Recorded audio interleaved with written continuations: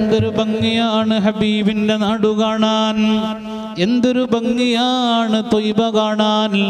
അവിടുത്തെ മണൽ തരികൾക്ക് വരെ പ്രത്യേകതയാണ്. അതുകൊണ്ടല്ലേ ഇമാമിങ്ങൾ രേഖപ്പെടുത്തിയത്, മദീനയിൽ ഒരാൾ കടന്നാൽ ഹദ്ദുൽ ഹറമിന്റെ പുറത്ത് കിടക്കുന്നതിന് മുമ്പ് തൻ്റെ കാലിൻ്റെ അടിയിൽ അവിടുത്തെ മണൽ പറ്റിയാൽ അത് തിരിച്ചു പോകുന്നതിന് മുമ്പ് അവിടെ തന്നെ തട്ടിയിടൽ നല്ലതാണ്. കാരണം നബിതങ്ങളോട് കിന്നാരം പറഞ്ഞു കിടക്കുന്ന മണൽ തരികൾക്ക് മദീന വിട്ടുപോകുന്നത് പൊരുത്തമല്ല.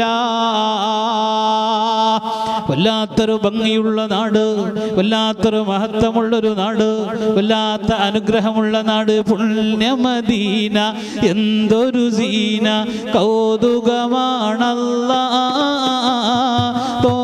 റസൂലം തങ്ങളെ നാട്, അത്ഭുതമാണല്ലാഹ് പുണ്യമദീന. എന്തൊരു സീന, കൗതുകമാണല്ലാഹ് ത്വാഹ റസൂലം തങ്ങളെ നാട്, അത്ഭുതമാണല്ലാഹ്. ഉഹദിൻ താഴ്വര കഥ പറയുന്നൊരു സുന്ദര താഴ്വാര, ത്വാഹ റസൂലിൻ രക്തം വീണ മണ്ണതിലാണല്ലാഹ് പുണ്യമദീന. എന്തൊരു സീന, കൗതുകമാണല്ലാഹ് ത്വാഹ റസൂലം തങ്ങളുടെ നാട്, അത്ഭുതമാണല്ലാഹ്.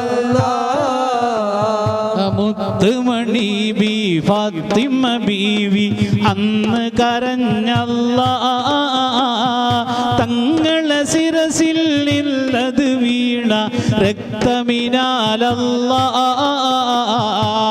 പുണ്യമദീന. എന്തൊരു സീന, കൗതുകമാണല്ലാഹ് ത്വാഹ റസൂലം തങ്ങളുടെ നാട്, അത്ഭുതമാണല്ലാഹ്. ഓടിയെടുത്തു പുണ്യ സ്വഹാബ വലയം തീർത്തല്ലോ, തങ്ങളെ നേരെ വന്നുള്ളമ്പിന് മാറുകൊടുത്തല്ലോ, വരെ മാറുകൊടുത്തല്ലോ. പുണ്യമദീന. എന്തൊരു സീന, കൗതുക